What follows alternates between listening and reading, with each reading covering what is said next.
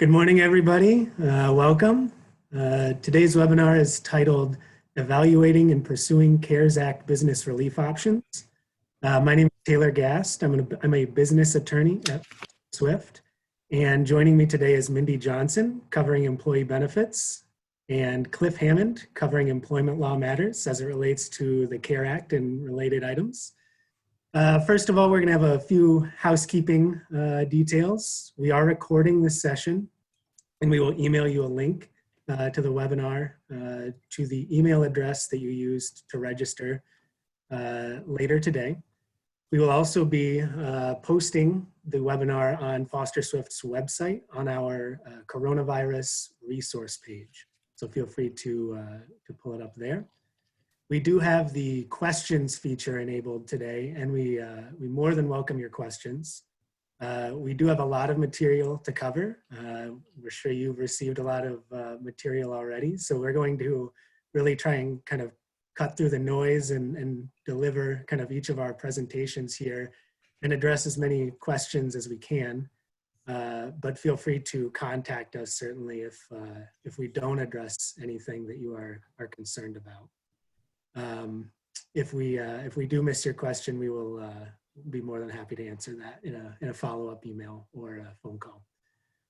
So we're going to get started here, and our kind of first order of business here will be to kind of just discuss some of our agenda items going forward. And Kim, you can hit the next slide here. So our agenda today is first to discuss the Paycheck Protection Program, which you may have heard and is one of the probably the most prominent business relief programs available right now. And we're going to talk about some other related opportunities as well, both within and outside of the CARES Act. We'll also then be talking about employee benefits rules and some updates that have been made there. Finally, we'll discuss labor and employment issues with Cliff, and like I said, address any questions that come up as we go along. So we can go to our next slide here.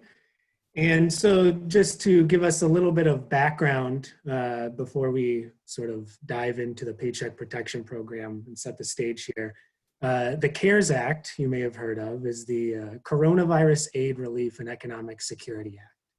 This is a $2 trillion aid package that follows other legislation called the Families First Coronavirus Response Act. And the CARES Act, its main goal, if we can sum it up in one sentence at least, is to provide relief for small, medium, and large businesses, as well as individuals. And you see there that we're talking about, small businesses as less than 500 employees, and we've got an asterisk, and I'll get into why that is in a moment here. But generally, that's the size of businesses we're talking about. So we can go to the next slide and look at the Paycheck Protection Program in particular. So the Paycheck Protection Program is, to summarize, is basically forgivable loans that are designed to help small businesses, nonprofits, sole proprietors, self-employed individuals, et cetera. And kind of the goal here is to maintain payroll expenses and be able to pay certain fixed expenses over probably about an 8-week period is kind of the goal. There was more than $350 billion allocated just to the Paycheck Protection Program. You may have seen some news on that and sort of the status of the budget there. They're certainly, eating into that budget pretty quickly. We saw more than $1.8 billion in Paycheck Protection Program loans on the, originated just on the first day of the program on the 3rd of this month.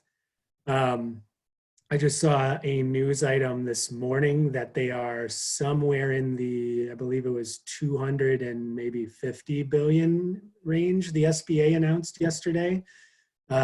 So, we're getting close, and there's been, negotiations to add additional funding, and that's currently in kind of a negotiation period, but I think there's a lot of agreement that there is likely to be some additional funds put in. So we do recommend getting an application in quickly if you're interested, and we're happy to talk with you about that more. In our experience, the closer your sort of working relationship with your bank, the better chance you have of kind of moving that along quickly. But we have seen many applications accepted already, and we have millions of dollars in loans, frankly, that have been paid out at this point. So in terms of eligibility and attribution, we just kind of wanted to quickly touch on that 500 number I mentioned in the last slide. It's not necessarily a hard and fast rule. There are several industries for which the SBA has essentially designated a higher limit. We have some clients who have upwards of the limit being in some cases 1,500 employees. And it just depends on your industry in a general sense as a kind of a first question. And then as a second question, we also need to look at attribution. And attribution, there are some fairly specific and frankly kind of complex rules that have applied to all SBA loans in the past, and in some cases continue to apply here. And essentially what we're doing is looking at the owner of the business that is applying for the loan and asking, does that owner own other businesses, or can it control the management of other businesses? And there are some other factors involved as well that we would want to discuss. This is an extremely fact-intensive question. So if there are any of those issues, we would really encourage you to reach out to us, because that's one of the more thornier areas of this analysis, and we're happy to discuss. So we can go on to the next slide here and discuss a little bit more about the program. In general, the way that this is working is, we're talking about forgivable loans that are calculated in an amount that is 2.5 times the business's payroll costs. And payroll costs is a fairly broad term as it's defined in the CARES Act. It does include what you're probably already thinking about, which is salary and wages and things of that nature. But it also includes a significant number of employee benefits related costs, some employer taxes, and things of that nature. So we really want to make sure we're maximizing the loan amount. And that's another area where we would encourage you to reach out if you have any questions. There's also a limitation of $100,000. So to the extent that we have employees who are above that limit, it would not be, the amount beyond that $100,000 is not included in our payroll costs calculation. To the extent that the loan is not forgivable, and we're going to talk about forgiveness in just a moment, the loan converts, or is from the beginning, but is not forgivable. And to the extent it's not forgivable, it's a 1% interest loan with a 2-year term. And I don't think we have listed there, but a 6-month deferral on interest payments as well. You are permitted to spend the loan amount on payroll costs, which should be about 75% of the total, expenses that the loan is used for. And then the 25% should go to certain other permitted expenses, which would be fixed costs like mortgage interest, rent, most utilities, and there's some detail on that. But most of what you'd be thinking of should be included, electricity, things of that nature. We can go to the next slide here. In terms of loan forgiveness, those permitted expenses are, sort of what you can spend on and use the loan for and have that be forgiven.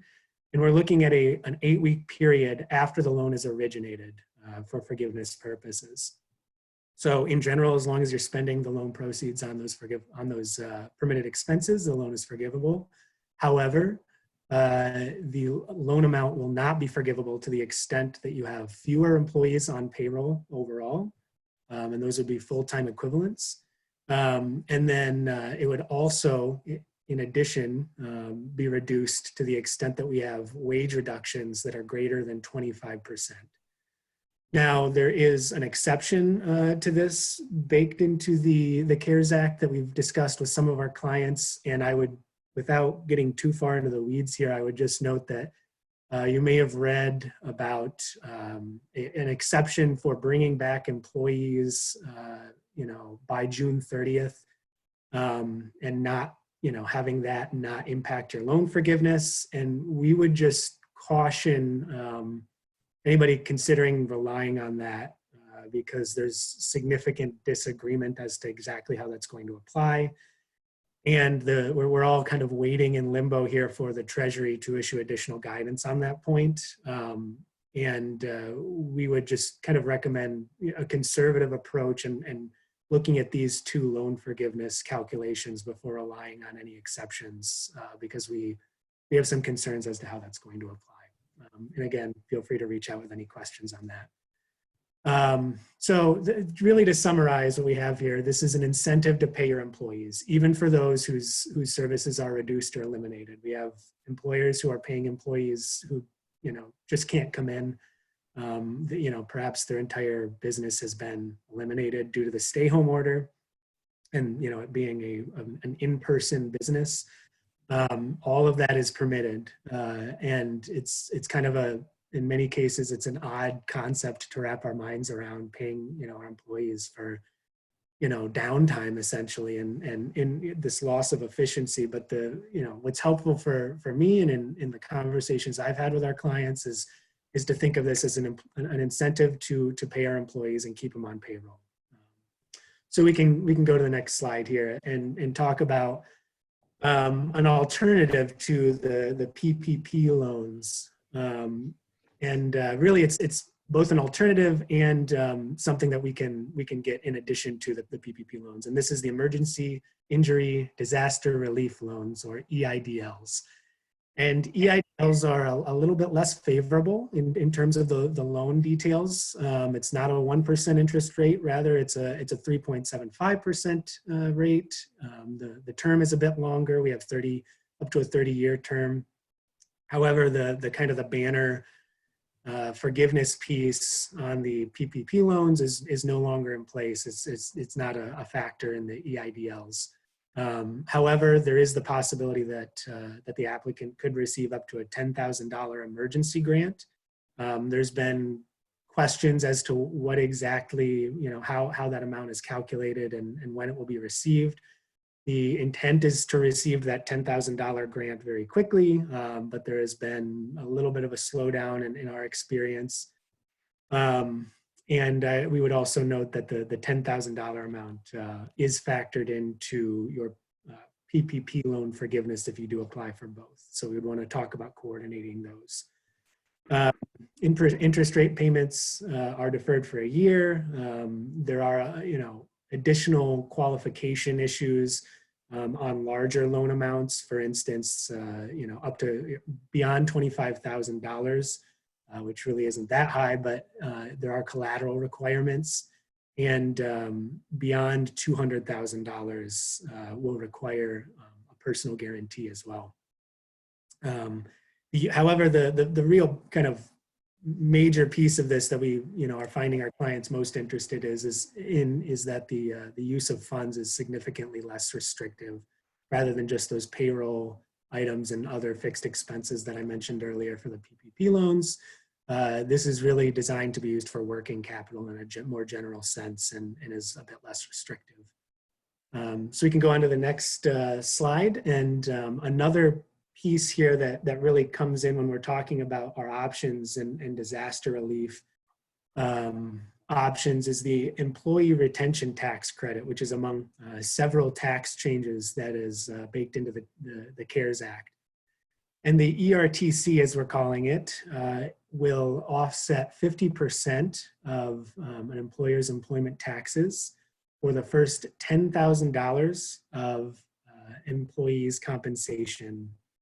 The remaining 50% will then be deferred to 2021.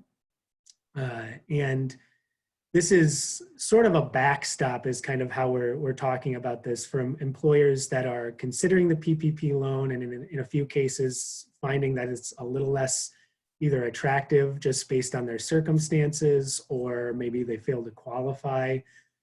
this could be a backstop. In most cases, the math is working out such that the PPP loan is more attractive and pretty quickly finding that that's the case.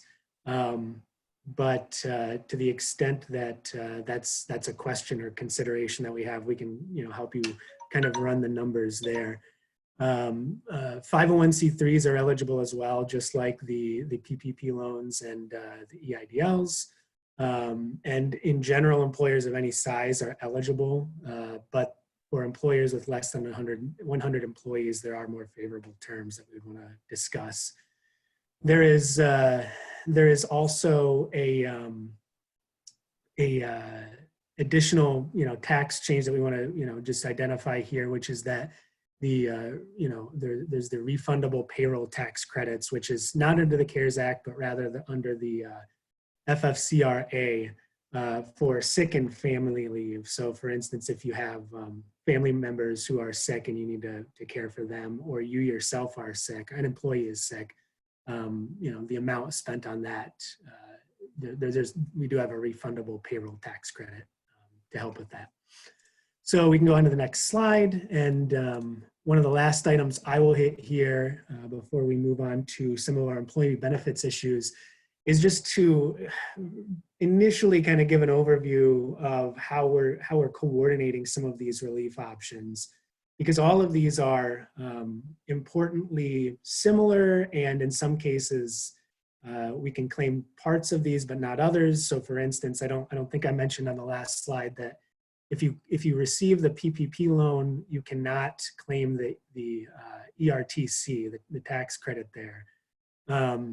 However, you can claim both, you can apply for both a PPP loan and an EIDL, but to the extent that we get an EIDL and we get that $10,000 up to $10,000 emergency grant, that reduces our loan forgiveness on the PPP loan. So we really want to think closely about what does the business need the most? Is it an infusion of cash to pay for working capital, where the EIDL might be very attractive? Is it, we're just really trying to keep everybody on payroll so that key employees are, remain with the business, and we can come out of this, strong on the back end. And then there's the question of, we have in there, what if our employees are already laid off? In general, you have the option to bring them back and continue to pay them as usual. And as long as we're within an 8-week period of paying that out, on the back end, it will not impact our loan forgiveness. So those are very initial considerations, and we hope to have some time at the end for questions, and we can dig into that a little more. But if you do have more questions on that, we're happy to discuss over email or on a phone call. I would just quickly note also that there are other relief options out there. For instance, a lot of these are local. So if you're in Lansing, for instance, there's kind of small grants available that are moving very quickly. So our Lansing Economic Development Corporation has $10,000 grants whose application deadline is Thursday of this week. So these are moving quickly. And just last item to note here is, when we're talking about what are we paying, what do we need this loan amount for? If it's contractual obligations, we might consider whether we have alternatives, wait or delay those payments. Can we talk about maybe a force majeure clause that's in our contracts, or may otherwise be talked about as an act of God clause? And this is an issue that we're talking with our clients about broadly outside of this context as well. So I would just note, if you have significant contractual obligations, this would be something that we would want to look into if you have not already. With that, I'll let Mindi kind of take over here and dive into some of our employee benefits issues. Yeah, thanks, Taylor. So good morning, everyone. My name is Mindi Johnson. I am the co-leader of our firm's business tax practice group, and my practice focuses primarily on employee benefits and tax law. So I've been asked today to talk about some of the employee benefit implications that arose from the CARES Act. And what I thought I could do is focus pretty high level on some of the new options we have available for both retirement plans and health and welfare plans. but then also discuss some of the considerations that our clients are thinking about when deciding whether or not to move forward with these different options. So we'll start at the beginning. With the CARES Act, there are additional options available under your qualified retirement plans, like your 401k plan, 403b plans, 457b plans, and whatnot, for benefits and features to be provided to certain qualified individuals. And that's a defined term of art under the CARES Act. And a qualified individual is considered to be a plan participant who has been diagnosed with COVID-19 or coronavirus. And when we say diagnosed, it's not just a physician certification, it's an actual test that has to be passed and reflected as a positive diagnosis. Qualified individual also includes a participant's spouse or dependent that has been diagnosed as tested with the coronavirus, or also a participant who has experienced any adverse financial consequences as a result of being quarantined, laid off, has a reduction in hours, also being unable to work because of closure of a child care facility or closure of a business. So this qualified individual definition is fairly broad and can capture a great number of participants under your plan. Now, the determination about whether a participant is a qualified individual and thus eligible to receive some of these options and benefits is a fiduciary decision that's made by the plan administrator of your plan. And generally, that includes a number of important considerations about making sure there's proper documentation, making sure those tests are provided so that the plan administrator can confirm that individual is qualified. But as part of the CARES Act, these plan administrators were given a little bit of flexibility by the legislature. And the CARES Act provides that the plan administrator can rely on a certification that's signed by a participant indicating that they are a qualified individual. So no additional substantiation has to be obtained, no additional documentation beyond that certification has to be provided by the participant before they're eligible for that benefit. So that's really helpful. We do also recommend that you talk with your retirement plan vendor or your attorney in preparing a certification that satisfies the requirements of the CARES Act. And we've drafted a number for our clients as well, just to provide that additional safeguard when making the decision about whether a participant is a qualified individual. So if we go to the next slide, we can talk about what these benefits are that are offered under the CARES Act. And the first is a new type of distribution that's permitted to a participant, which allows them to access their retirement funds within the plan. Now, we're very familiar with in-service distributions that might be provided to a participant who is age 59 and a half, for example, or distributions that are paid as a result of severance from employment or attainment of normal retirement age. But this is a different one. This type of distribution is available to all plan participants. So those who are currently employed, even if they're under age 59 and a half, are permitted to take this distribution for the plan. But it is time limited. So this type of distribution is only available for the year 2020. And it is limited in the amount. And the amount is set at $100,000 as the upper limit. And it has to be aggregated with any other distributions that relate to this CARES Act coronavirus option that might be available under all plans offered by the employer or by any member of the employer's controlled group.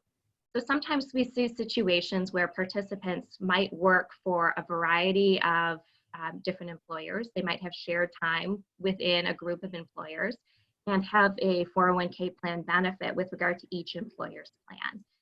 So this provision in the CARES Act requires that that participant can't take a $100,000 distribution from one of two plans, or from both plans in which they participate in. So it is capped at the $100,000 limit. But one of the premier benefits of taking this type of distribution is that there is no 10% early withdrawal tax penalty that might otherwise apply if that participant is younger than age 59 and a half. So it really opens the door and provides additional access to those qualified individuals who are plan participants to allow them to gain access to their retirement funds with not much of tax ramification. Those participants who do take that distribution are permitted to repay it within 3 years, and it's treated just as a rollover distribution back into the plan so that they can further defer the taxes on those amounts. So one other option that the CARES Act provides is that the required minimum distributions that may have to be paid in 2020 are suspended, meaning they don't have to be paid. Now, required minimum distributions are those mandatory distributions that IRAs and qualified plans must pay at certain times. Generally, those are triggered at age 72 or after termination of employment. So the CARES Act precludes the necessity of complying with those RMD requirements. So we go to the next page. We're going to talk about one additional option that the CARES Act provides to plans, and that relates to plan loans.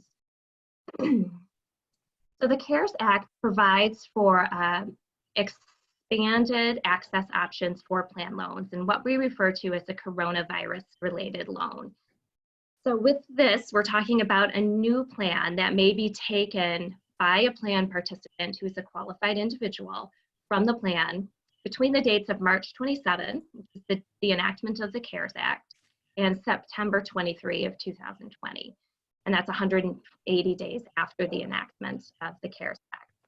And this loan is limited not to the typical $50,000 or 50% of a participant's vested balance, as typical plan loans are limited, but that limit is increased to $100,000 for the total vested account balance of a participant's account. But I do have a caveat with that I mentioned here on the slide, that amount is cumulative. So if a participant currently has an outstanding plan loan, that has to be considered and factored into that $100,000 limit, as do any other loan repayments that have been made over the last year. The CARES Act also provides some relief related to existing plan loans, in that it effectively delays for 1 year any plan repayments that are owed in 2020. So with that delay, the participants don't have to pay in 2020 with regard to those plan loans, which is consistent with what we're seeing a lot of lenders across the country afford to the people who are taking loans from them. Those payments are delayed for a period of time. But under the provisions of the CARE Act, the interest will continue to accrue during that period of delay. So the payment terms under the loan will be adjusted and the accrued interest will be added back in during the time of repayment. Now, I do want to mention as well that these provisions are generally optional. So a plan sponsor, a plan administrator may choose to select some or all of those provisions and implement them as part of their retirement plan administration. In order to do that, the plan does have to be formally amended, which is typically done by action of the governing board of the employer. But the CARES Act has permitted that amendment to be delayed for a period of time, and the due date for the actual adoption of that amendment is December 31 of 2022 for calendar year plans. So there's plenty of time to do that. But what I am seeing and working with our clients is that many retirement plan vendors are requiring that the board act and adopt that amendment before the vendor will actually start implementing and administering the plan to include these different options. So that's one thing to think about. If you are leaning towards adopting some or all of these provisions, it does make sense to get the plan updated to reflect those options now rather than later, and then you'll be consistent with the plan terms and plan operations. Now, there are some additional considerations that employers are talking about whether to adopt some or all of these. I've been recommending that if the employer is concerned with providing access to employees of the retirement funds in their accounts, then implementing these options will really further promote the goodwill of the employer and providing that access to the employees. But that comes at an administrative cost to the employer. So in order to implement these different options, there will be additional administration that's required, both from the plan sponsor or employer side, as well as from the third-party administrator and vendor side. So those are the balancing acts that and considerations that the employers are thinking about in deciding whether or not to move forward. So if we go to the next slide, I want to talk just a little bit about additional non-CARES Act considerations that I'm discussing with different employers. And the first three here relate to different types of contributions that may be permitted under the existing retirement plan. The first is an employee elective deferral. So this is an election by an employee to contribute a portion of his or her paycheck into the plan as an elective deferral. And there are some concerns with the timing for making and changing those elective deferral agreements as required in the plan document. Some plans provide that employees are permitted to change those elections with every payroll period, which is very flexible and very broad. But some plans require that those deferral elections may only be changed on a quarterly basis. So we just crossed over the first day of the second quarter. So if those participants who make elective deferrals according to a plan that has that quarterly change option, if they would have liked to change their deferral elections and reduce those contributions, they're going to have to wait until July 1 in order to do that. So that's another consideration in amending the plan to provide more frequent changes to elective deferral agreements to allow those participants to reduce the portion that they're actually contributing to the plan so that they have a higher take-home pay. An additional consideration that some employers are considering is whether to reduce the amount of discretionary employer contributions that are made to the plan. Now, these are generally referred to as either profit sharing or matching contributions and are made solely in the discretion of the employer. And the plan document may say that those contributions are made in an amount as determined by the board, or they might be expressly stated in specific percentages in the plan document. So if the employer is looking to pull back on making those contributions or changing the amounts, it's going to be important to review the plan documents, see what it requires, and then taking appropriate action to change that if necessary. And the appropriate action might simply be a new resolution that's adopted by the board, or it might be as formal as a new plan amendment that changes that amount. Safe harbor contributions are additional contributions that may be made by the employer to a 401k plan in order to satisfy certain non-discrimination tests. Now, the ability to change the amount of safe harbor contributions under a plan is not as easy as changing the discretionary contribution amounts under a plan. And there are a lot of different things to think about, primarily whether the safe harbor contribution is made as a matching contribution that's made with every paycheck, or whether it's a one-time, non-elective employer contribution of 3% of compensation, for example, after the end of the year.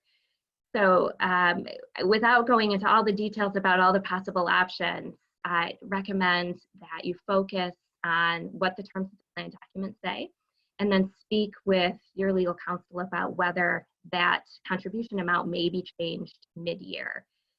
There generally is not a problem changing the contribution at the beginning of a plan year, but the great majority of plans do have a calendar year plan year. So the beginning of the plan year is not till next January. So any change now would be considered a mid-year change and be subject to additional rules related to the prohibition on mid-year changes. Two other considerations that are non-CARES Act related that I've been discussing with our clients is partial plan termination and also fiduciary duties. In very broad terms, partial plan termination may occur if there is a layoff or termination of 20% of the plan participants. And the effect of the plan termination is 100% vesting of the accounts of those affected participants, and also a triggering event for distributions. So the IRS guidance is somewhat unclear about whether that plan termination can be undone by rehiring those participants after a certain period of time, which hopefully will be the case for all of the employers in dealing with the coronavirus situation.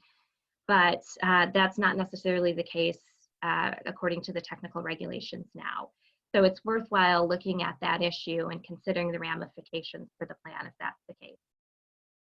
With regard to fiduciary duties, I mentioned briefly a little bit earlier, when considering whether an individual is a qualified individual or whether they're entitled to receive a distribution or a plan loan, those are fiduciary decisions that the plan administrator must consider and decide by looking at the duties of loyalty, the duties of care, and the duties of exclusive use of the plan assets for plan participants.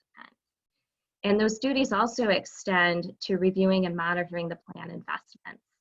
So when you're looking at your investment menu, like we see with the daily updates of the stock market, stocks are not doing as good as they were at the beginning of the year. The plan administrator or the retirement plan committee or whatever committee has been delegated the authority to monitor those investments still has a responsibility to do that. And you speak with your investment professional. If you have an advisor, an investment manager for the plan, they can provide good advice about how to fulfill those duties in these trying times. So if we go to the next slide. Oh, that went the wrong way. We need to go the other way. I wanted to talk just a little bit about health and welfare plans and how those are affected by the CARES Act, as well as some additional questions that are non-CARES Act related that I've been discussing with clients. The first item I want to talk about is certain relief for high deductible health plans. So these are, like the name implies, health plans that have a very high deductible and are often paired with health savings accounts into which either the employer or the employee make contributions to pay for unreimbursed medical expenses on a pre-tax basis. And there are a whole host of rules that apply to high deductible health plans. One of them being is that the plan may not cover certain expenses or coverage limits before an individual satisfies the full payment of that deductible amount. And before the CARES Act, the IRS did issue some notices that permitted the plan to fully cover the testing and treatment of coronavirus expenses without requiring a participant in a high deductible health plan to fully pay their deductible. And that relief has now been extended under the CARES Act to allow the high deductible health plan to provide full coverage for the telehealth expenses and cost sharing amounts that a participant might pay, or even waive those amounts without requiring the participant to pay those, without having any negative effect on the status of the high deductible health plan. The next two items I have listed here are Health Flexible Spending Account, or Health FSA, and Dependent Care Assistance Plan, or DCAP, are two very common features under a Section 125 or cafeteria plan that may be sponsored by an employer. And these plans provide a vehicle for participants to pay for certain expenses on a pre-tax basis. With regard to the Health FSA, they're paying for unreimbursed medical expenses on a pre-tax basis. And with the DCAP feature, they're paying for dependent care or child care expenses on a pre-tax basis. And the CARES Act did change one of the requirements for reimbursement under Health FSA related to over-the-counter medications. Before the CARES Act, and over the last couple of years, the legislature has received some pushback related to this item and the requirement that the reimbursement of over-the-counter medications must be accompanied by a physician's prescription in order to be reimbursed under the plan. Well, that requirement has now been waived. and that substantiation requirement does not need to be satisfied to reimburse those types of over-the-counter drugs. With regard to dependent care assistant plan elections, there are certain rules that apply because of its inclusion in the Section 125 plan, that those elections have to be made before the first day of the plan year and cannot be changed for the duration of the plan year. And so any amounts remaining at the end of the plan year will be forfeited. So this puts a number of participants in a tough spot given coronavirus implications. So suppose someone had elected to reduce their paycheck by $5,000, which is the decap limit for calendar year 2020. And they made this election last December during the plan's open enrollment period. They started the year with their child enrolled in daycare, and because of coronavirus, the daycare shut down. So under the new, depending on the terms of the cafeteria plan document, there may be the ability of that participant to change that dependent care election now due to a significant cost change triggered by the closure of that daycare center. And so they would be able to change that election from $5,000 to $3,000, for example, or even down to $1,000 or lower if necessary, because of the change in the cost. Effectively, they were paying a certain amount for daycare, and now, for example, they're paying nothing because that child's staying home with them. So that ability to make that change is going to be governed by the terms of the plan document, and so you should look at that closely to see if that would be an option. I also want to mention ongoing obligations under COBRA and HIPAA. These are two longstanding statutes that have applied to health and welfare plans for many years. And COBRA obligations relate to the provision of continued health insurance coverage for certain individuals who lose coverage because of a qualifying event. The most common situation is when someone terminates from employment, and because they're no longer an active employee, they're no longer eligible for the active employee health plan. So that qualifying event may trigger the employer's obligation to extend additional and continuation coverage to that person. HIPAA obligations relate to the privacy of certain health information. And this is implicated because the employer who sponsors a health plan is generally also considered to be the plan administrator of that plan. And that's the case even if the employer contracts with an insurance carrier to manage that benefit. There are still retained responsibilities that that employer has in its role as an administrator. And in that role, it does serve as a covered entity under HIPAA that is required to safeguard certain health information that it obtains from the health plan as it relates to certain individuals covered by that. And the employer then cannot use any information it learns in its capacity as plan administrator when making employment decisions, for example. So those obligations also have to be considered, and those safeguards have to be respected. So with that, I'm going to turn it over to Cliff, who will talk a little bit more about some of the employment law implications. Thanks a lot, Mindi. Again, my name is Cliff Hammond, and I'm an employment attorney. And unlike, and thankfully, I've got Taylor and Mindi here to handle all this complicated stuff. But mine's pretty simple.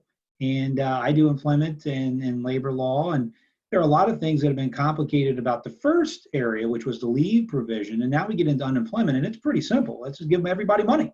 And it's free money for everybody.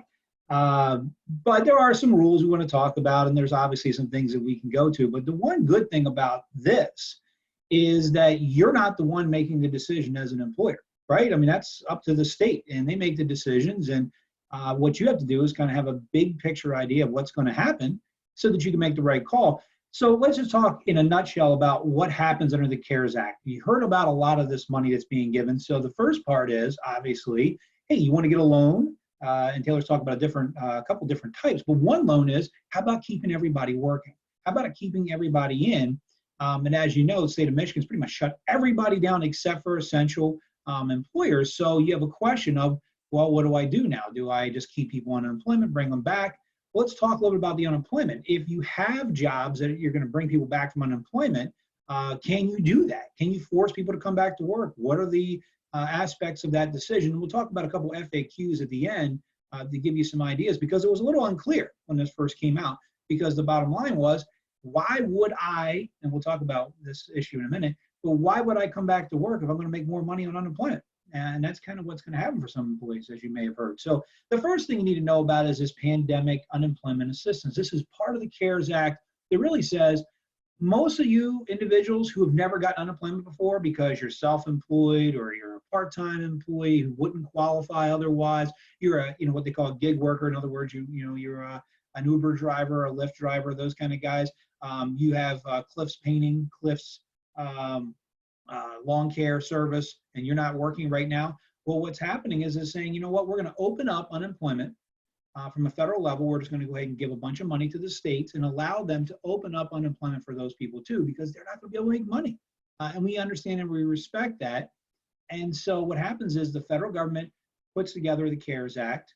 And then as part of that, the state has to sign an agreement to take the money and how they're going to allocate it and what they're going to do with the rules. And the state of Michigan just did. They've agreed. And yesterday, I believe they started processing it. Now, I'm not sure exactly how that system went yesterday. They were going to have a meeting yesterday. I think today they're actually going to have a conference about how that's working out. So it might be going on right now, quite frankly. So this is supposed to be rolling out to everybody who's unemployed, but not necessarily eligible for unemployment traditionally. And so that's really good. And it's not just going to be for your normal 20 weeks, but as you know, the governor extended it to 26 weeks for regular employees, but this is going to be up to 39 weeks, okay, retroactively, going back to January 27th. So that's a lot of time for people who normally wouldn't get any amount of money. And what they're going to do is the state is supposed to take a look at the individual, take a look at their 1099s, take a look at the taxes, find out what they would get if they were otherwise eligible under the calculation for how much you make. And so once they do that, the state will then give those individuals an unemployment check as if they were a normal traditional employee. So good news for people who are out there who aren't making anything right now because they can't work. And good news for everybody who's worried about the people that are contractors, because now you'll know they'll get a little bit of money, even though some of them actually might not make more if they're independent contractor. So Kim, can you go to the next slide for me real quick? So that's for people who wouldn't get unemployment. So that's a good thing. There's lots of money out there for people who are unemployed. We've got the state entering into that. But what about the people who are already unemployed? So what the federal government did is they said, look, let's do this. Okay, we're going to have unemployment after the state enters into this agreement that's pretty much going to track what we just talked about for those who aren't traditional employees getting unemployment. We're going to let them continue to have basically 13 additional weeks on top of what they had, the 26 weeks. So it's going to allow people who've already exhausted their regular unemployment compensation additional time.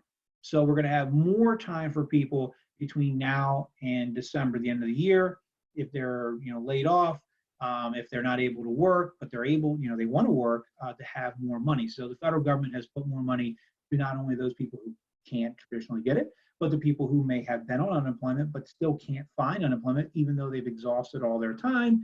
So we're covering them. And then Kim, go to the next slide, please. And so then what we do, we're all over the place. There we go. So then this is the magic one everybody's been talking about. So everybody who's an employee who's eligible for unemployment. So you've got your gig workers, you've got your independent contractors, owners of small businesses. I own my own business, and I have to shut it down because I can't work, or I decide to lay myself off because there's not enough work, even if I'm designated as a person, or the people who need additional time. The federal government's allowed you to go up to 39 weeks now, but there's a little bit more for you. Here's some more cash. Essentially, you get $600 a week under this federal pandemic unemployment compensation program that the state's going to administer. And that is on top of, not individually. So if you make 300 and then you just add another 300 to get to 600, this is on top of your regular unemployment. So there are cases here in Michigan where you can make $362 for unemployment, right? That's your maximum. And then you get an additional $600 for essentially, a couple months of unemployment pay. And this is a big deal for those individuals who are out there who are low wage earners. So if you're a low wage earner and you're making let's say $50,000 or less, you can make more than you made before. And I say $50,000 is not necessarily a low wage earner, in my opinion, but there are a lot of people out there that are going to say, listen, if I get unemployment right now, I'm going to be able to collect $600 a week. And the way that's going to work here in Michigan is it's going to be direct deposited like you would with anything else at the same time. And those checks have already started to roll here in Michigan. We're already getting people getting that.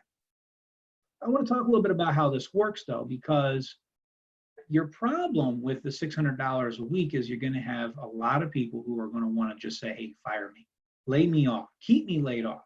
Or they're not going to want to come back to work because they're going to say, listen, why would I want to work when I can make the same, more, or almost as much as I did before?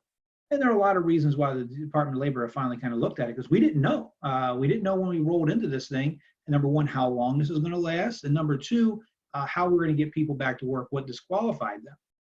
But the statute that we're dealing with, the CARES Act, is a great statute. It was put together, I think, at midnight, a lot of compromise, and it was just kind of rolled through. And when the Senate looked at it, they said, you know, we should probably cap this at how much people make. And the people were kind of upset about that, saying, how dare you stop everybody from getting their $600? So it kind of rolled out, and there's some quirky language in this thing. And what happens with most laws is the law is passed, it says something, and then a federal agency has to interpret it. And that's kind of what's going on now. And that's the real-time effect of what we're seeing. If you looked at the CARES Act when it was looked at, this $600 was supposed to go to everybody who's unemployed because of this, and those people who generally wouldn't get unemployment, like the people we talked about first, those self-employed, the contractors, the people that wouldn't get it, to help them through these tough times. In fact, that's what the kind of the language says. It says, and anyone else who wouldn't otherwise be eligible for unemployment. And then you have some Department of Labor guidelines and some statements that are coming out saying, well, listen, that includes, you know, pretty much everybody that would be out there. But then the states have another layer, and the states have the ability to determine how people get unemployment. And what the statute does and what the regs have said is, hey, state unemployment agencies, you still have some control of who's eligible and not eligible. So we're not going to force you to require everybody to get unemployment if they otherwise wouldn't be employed. So if you're open for business and Susie comes in and gets in a fight with somebody and you fire her, you can still say, I contest her eligibility under the normal unemployment rules. She doesn't just get unemployment because she's unemployed during a time of pandemic. So that's something good for employers to know. What's not so clear, though, is who are the other groups besides the gig workers, the sole contractor, those individuals who wouldn't normally get paid. Who else gets this $600 a week, and who else is going to get at least some unemployment? And right now, if you take a look at different states, for instance, if you go down south, look at some of the states, they're making it clear that there's all kinds of people that are going to get it. Here in Michigan, if you go to the state's website, you can go and look at different people. What they basically said, if you work for certain nonprofits, for instance, they still have on their website that the employees of a nonprofit will depend whether you're eligible or not, based on whether your employer, if they don't have to, has signed up for being part of the unemployment compensation system. So stay tuned, because this is changing all the time. You go on the website for the Department of Labor, you go on the website for the state of Michigan, as you probably heard, there's some new updates every day, and some things are rolled out and then put back. There's a lot of rulemaking that's going on, and this isn't abnormal. What's abnormal is the time frame we're putting this together. Just so you know, there's a lot of questions, and employees are asking employers, will I get unemployment? And the answer is still going to be the same today as it always has been. You don't make that decision. Unemployment office makes that decision. Now, generally, if you're a regular employee, the answer is going to be mostly yes. Okay, mostly yes, and there's going to be some caveats. If you're an independent contractor, you own your own business, you're a Lyft worker, the answer is mostly yes, but we don't know how much. It's up to the state's determination based on their same wage information they get from you. If it was all cash last year, you may not be eligible, right? You may not be able to get a state unemployment. However, you can still try to get this federal pandemic unemployment compensation program, the $600, even if you're only getting $1 of unemployment out of the state. There's a lot of variables. We're working it out. It's just coming open now. Michigan's one of the first to actually start rolling out the payment. So that's the good news. The bad news is we're doing it really quickly. And if you take a look at the state's website now, they're having people only go on and apply on certain particular days because they're being overwhelmed. So as an employer, you're going to get a lot of employees that are frustrated with the system, and they were saying, listen, if you've already gone onto the system and applied, they're asking you not to go reapply if you were denied and you think you were eligible, because it'll just delay the processing, because what they're going to do is retroactively give you your unemployment. So this is one of those things I think as an employer you have to calmly look at the situation when you're laying people off and say, look, if you don't have enough work for people, then that's the reality. And there are a lot of things that go into the decision of whether you want to do it as a principal matter or for an economic matter, but you're not going to have all the answers today that you want. And that's frustrating for me because it's a developing situation. But for the most part, 99% of employees, 99% of true independent contractors, the answer is you're going to get your regular unemployment and you're going to get $600. And it's going to be nice. It's going to be a good situation. And the $600 is going to end July 31st. That's not up for debate. There's not going to be any more payments made. And what you want to do is make sure that employees, if they are not employed, if you laid them off, if you furloughed them, if they're not working and getting money from you, they need to start applying. They need to start applying and not sitting around waiting for the developments. They should just apply, let the unemployment department and office make the decision, and they always have access rights to an appeal to go through that appellate process. Now, Kim, if you can go to the next slide.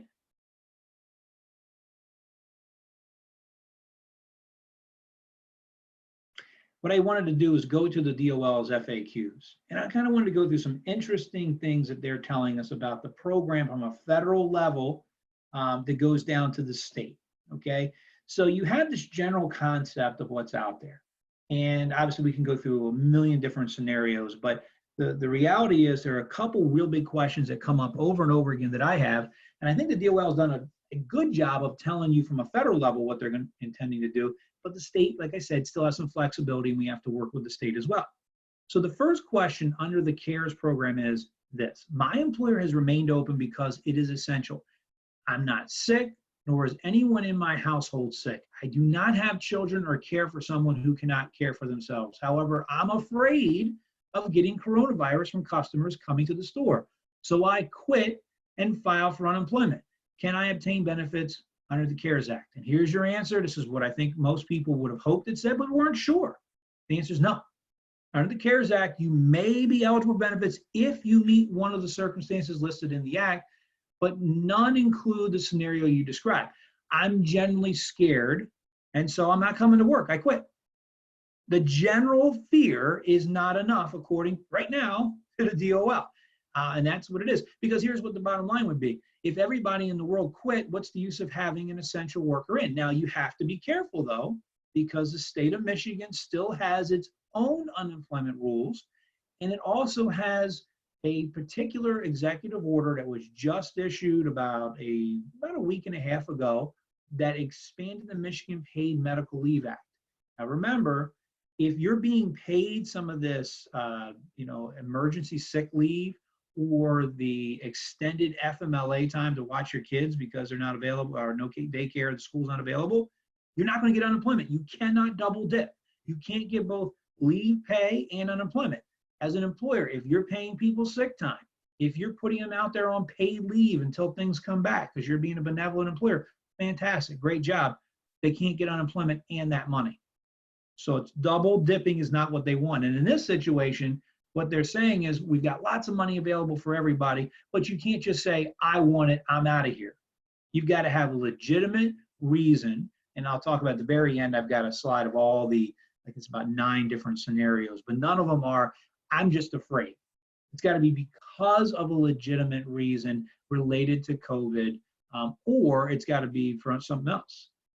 So just to make sure, if you take a look here, you've got to make sure that you, as an employee, know what you're doing when you just quit. Now, if you quit because I've got a doctor's note that says I can't work and I'm trying to protect myself from getting it because I am deficient and I may have something like that, that could be arguable.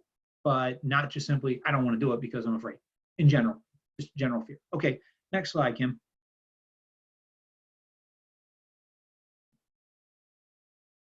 So this is where they said, as a general matter, you are likely to be eligible for PUA, which is that extended money, due to concerns about exposure to coronavirus, only if you have been advised by a healthcare provider to self-quarantine as a result of such concerns. So you can see it's individualized, right? You got a healthcare provider, you've got them telling you to self-quarantine, that would potentially get you in there. But just people jumping off the ship because they're afraid of coronavirus, that's not going to get you in, okay?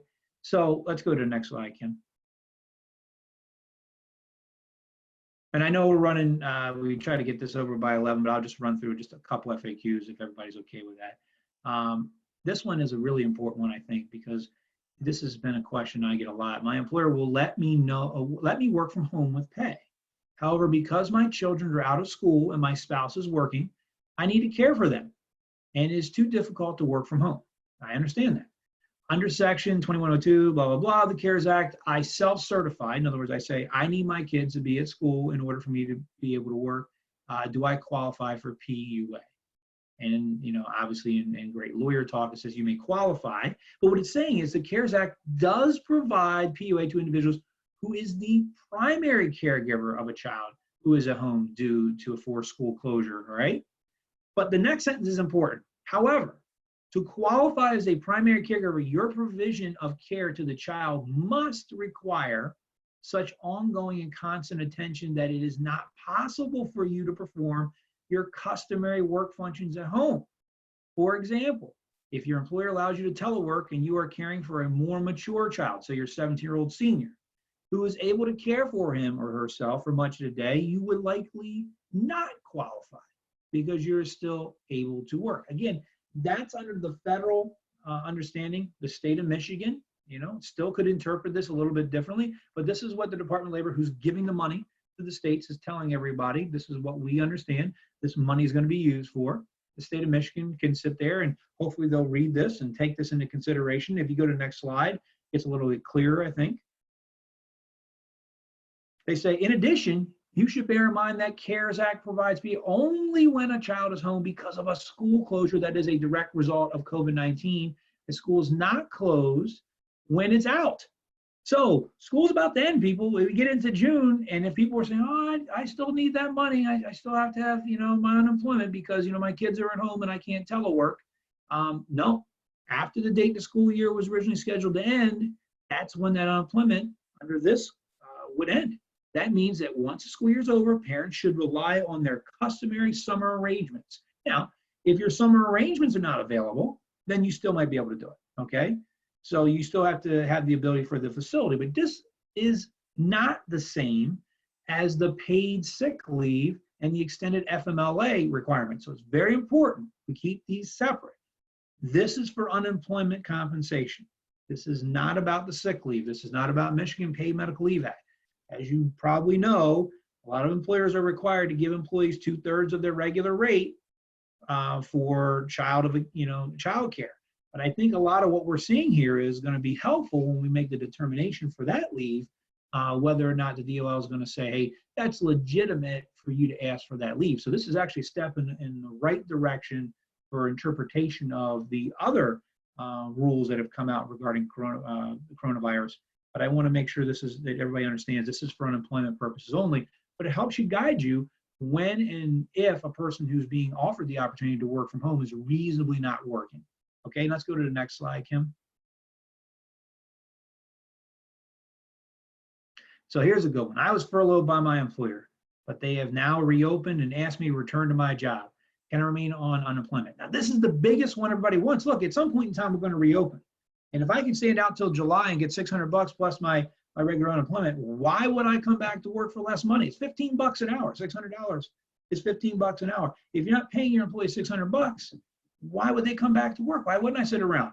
So this kind of hits that right on the head where everybody was hoping it would go, but we didn't know, right? We don't have specific language on this. At least right now, DOL saying no. As a general matter, individuals receiving regular unemployment compensation must act upon any referral to suitable employment and must accept any offer of suitable employment. Now, there's some state of Michigan guidance that came out with an executive order right around the time the coronavirus was coming out about relaxing the ability for people to seek work. But this is specifically asking about, I lay you off. You are sitting home enjoying yourself, watching Judge Judy, hunkering down, protecting the world. Now I want to recall you, and you go, I'm good. That's what this is about. This question is about that issue right now. And it's saying, look, unless you've got some unusual circumstances, such as I've got COVID-19, my kid's got COVID-19, I'm caring for somebody that has COVID-19 or its symptoms. I've got a breadwinner in my house who passed away due to COVID-19. I've got to stay. There's lots of particulars that DOL gives you and that the CARES Act gives you. And there's always fact-specific reasons. But as a general rule, how do we get things started back up again? We call them back to work. And if they don't want to come back to work, the disincentive now, you have the carrot to make sure everybody stays isolated, social distancing, and this is part of it. That's what the money's for. But the stick, the DOL is saying, well, we can cut this off once we decide to ramp it back up, or we have the ability to ramp it back up. So that's good news for employers. Might not be as good a news for some employees, but hey, it is what it is. Next slide, please. So in this, it says, while eligibility does not turn on whether an individual is actively seeking work, like I said with the state, it does require that the individual being employed, partially employed, or unable to available to work due to certain circumstances as a direct result of COVID-19, okay, or health emergency. Now, at the bottom, it says, as soon as the business reopens and the employees recall for work, as an example above, eligibility for PUA would cease unless the individual could identify some other qualifying circumstances. All right, next slide.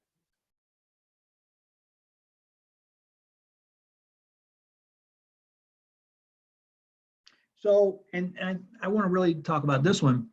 This is a good one here. One of my workers quit because he said he would prefer to receive unemployment comp under the CARES Act. Is he going to get it?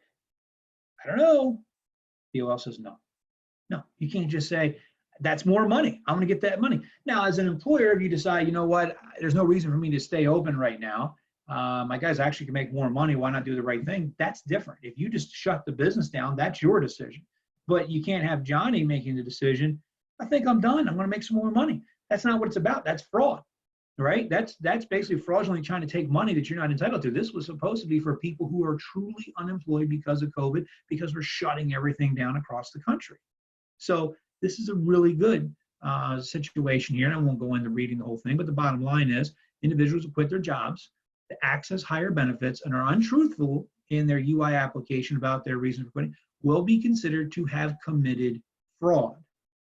And that's the last sentence of that second bullet point, very important. So if desired, employers can contest unemployment insurance claims through their state unemployment insurance agency process. And I would tell you, you should do that because that's inappropriate for you to have employees just simply saying, I want more money. But again, it's a business decision whether you shut down, you lay off, all those other things. Okay, and next one, please. Next slide, please. And some of the reasons why you could continue to have this unemployment are these right here. These are identified right in the statute itself. DOL has also agreed. Obviously, if you've been diagnosed, the individual is unable to reach the place of employment because they've been advised by a healthcare provider to self-quarantine. If you look at the bottom, the individual has quit his or her job as a direct result of COVID-19. And that's the one I think is really the questionable one, because what does that even mean? And that's part of the problem with all statutes. What does that mean? Well, we're trying to find it out. I think some of the DOL interpretations we just went over does that, do a little bit of justice for that issue. And again, if your place of employment is closed, then obviously you're going to be eligible for this. You see the fifth bullet point down is the child or person in the household has a primary caregiver responsibility. We talked about that and how that's really defined about whether you're truly the caregiver. And again, the individual's household has been diagnosed. But I want to make sure that I'm clear. What we're talking about here is unemployment. Unemployment and eligibility for unemployment are completely different concepts from whether a leave is appropriate. Just like if I fire you and I have a good reason to fire you, you still might get unemployment, right? Or on the other hand, I fire you in an at-will position and say you're at will. I have the ultimate right to do that. It doesn't mean you won't get unemployment. So you still have your rights to certain leaves. You have certain rights and protections under the law for all kinds of things for those that are opening back up. But this is just an idea of how we're going to administer the unemployment as we start to ramp back up, because that's going to happen sooner rather than later, quite honestly. I mean, within the next couple of weeks, we're going to start most likely seeing restrictions lifted, more employees trying to come out, and undoing the unemployment concept is going to be the hardest part of this, getting people back to work. What if somebody says, I'm not coming to work and I don't care if you get rid of my unemployment? I don't care. Well, you can't drag them through the street and get them. You can't do anything. Well, you say, well, I have to get these people back to work because I don't want my PPP loan to be problematic. Well, then you need to talk a little bit internally about some strategy of how you're going to do that. Are you going to just hire new people? Are you going to bring in heads so that you still meet the quota? Are you going to pay them the same, maybe more? I mean, there's a lot of different strategies you can use, but I think like Taylor was talking about in the beginning, you got to use the strategies, look at the loan determination, the forgiveness rates, and how do we get people in off the street? Because that's going to be the next issue. How do we get enough people off the street? So with that, I apologize for running over a little bit. There's a lot to these things, obviously, but hopefully we answered a lot of the questions, and I didn't give you more questions than I gave you answers. Thanks, Cliff. We had one slide back up there that I think we'll be sending that out, just the presentation and the PowerPoint that we have here, but we do have a number of other practice areas that are implicated by, this whole situation. And we would encourage you, if you have any questions, to reach out, whether it's, bankruptcy, litigation, any number of areas. We are a full service law firm, and we're happy to help in that regard.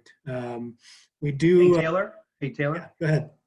I just saw the back end of a question go across my screen, and I'm not sure I got the whole thing, but I just want to say in general, the questions that people have about unemployment, your eligibility, for the most part, they'll just look at your wages. So if you go from full-time down to part-time, that reduction in hours could qualify you for some unemployment. If you work multiple jobs, but you get X amount of dollars, they're going to do the same analysis for your unemployment qualification for that as you would under a normal traditional stance. So apply, be truthful, be honest. The unemployment office will make the determination if you are eligible, number one, because of your work history and whether under the changes you get it. They'll give you how much, and then they'll give you the $600. I just saw that one fly across as you were talking, but.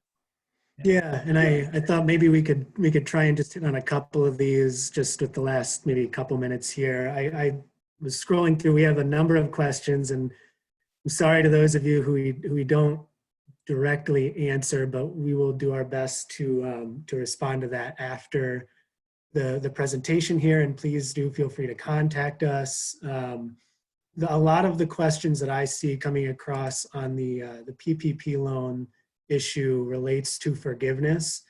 And I'll start by saying that there's only so much clarity to go around here when we're talking, like Cliff said, about legislation that was quickly drafted. And, I have a 350-page PDF that resides always open on my desktop, and that's the CARES Act. But there are a number of provisions in this act that are not totally clear. And so, to the extent that we have fact-specific questions about how forgiveness is going to apply in your case, we'd prefer to have that discussion over the phone. But I will also say that, to provide a little more detail on how that forgiveness piece is working, you want to think about, similar to what Cliff was just saying, if we are missing employees relative to pre-COVID-19 periods, and we have kind of a couple options on how we judge that. We can be comparing to either, this year, just before this all kind of started happening, which would be, it was January 1st to February 29th, or we can be comparing to last year, and I believe it's February 15th through June 30th. But to the extent that we have payroll costs that are reduced relative to that period of time, we will have a reduction in forgiveness. And also to the extent that we have a reduction in the total number of employees, we're going to have a similar reduction in forgiveness as well. And it is proportional. It's not all or nothing. But that is kind of an important piece to keep in mind. So like Cliff said, I think the real message here is to consider this as, a strategic kind of question. Let's talk about how do these options interact? How are we going to, on the ground, practically speaking, be able to make this work? Are we going to be able to, bring people back in? Are they going to want to come back in? How does that interact with, unemployment issues? And that's it varies for a lot of our business clients. So we're happy to have that discussion on the back end. Now as we're looking at applying, or if you've already applied, we have a number of clients for whom we've helped them kind of create, a forward-looking projection as to what forgiveness looks like. So, hopefully that's helpful. Again, we will have, I see, question as to whether this will be available. We will have, this was recorded, so we will have this posted both on Foster Swift's website, and I believe it'll be emailed out, and we'll make that available. So again, we're happy that you guys all showed up.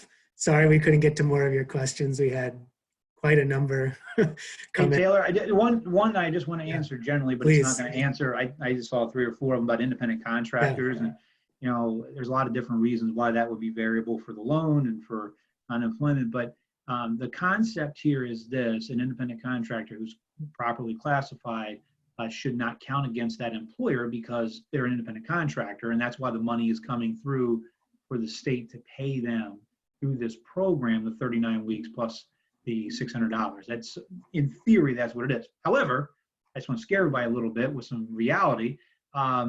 The executive order from the state that was reissued on unemployment said there's a little bit of caveat in there about you're not going to be charged against your account for employees as long as you're not misclassifying workers. So what does that mean? When this is all said and done, we're going to take a list of all these people who say that they're independent contractors and try to hunt them down, people who haven't been doing it.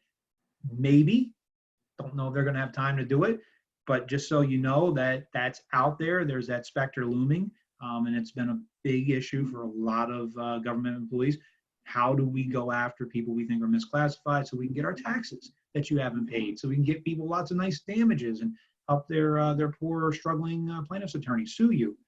So there's lots of reasons why this could become in the back end a problem, but in the front end, it's supposed to be separate. Those individuals, 1099s, they file, they get their money, you don't get charged. Great. Thanks, Cliff. Mindi, any other closing remarks on your end? I did have just a couple of questions I saw that I can tick through. One was related to whether the 10% early withdrawal tax penalty related to distributions applies to IRAs as well as to 401k and qualified plans. The answer to that is yes. The second was whether the requirement to have a prescription to reimburse over-the-counter drugs applies both to health FSAs and HSAs. The answer to that is yes. I would say if you do have a provision in your plan that requires that prescription requirement, the plan does have to be amended in order to implement that option. And that's it. Great. Yeah, so please do reach out. Again, we had a number of questions come in that we were not able to get to here. You're welcome to reach out. Our email addresses are in the slides that we will circulate, but our email addresses are pretty easy to figure out. There are, the first letter of our name and our last name at fosterswift.com. So mine is tgast at fosterswift.com. Mindy's is M. Johnson, and Cliff's is C. Hammond at fosterswift.com. So we're happy to discuss this further, and we hope that this was helpful. So thank you very much for attending. Thank you. Thank you. Bye-bye.